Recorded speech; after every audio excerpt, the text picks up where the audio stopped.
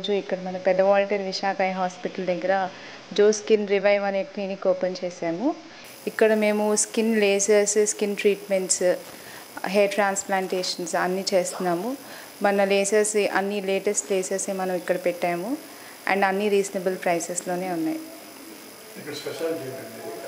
Speciality ఇది dermatology and cosmetology clinic అండి. సామాన్యులకి అందుబాటులో ఉండే ప్రైసెస్లోనే మేము అన్నీ పెట్టాము.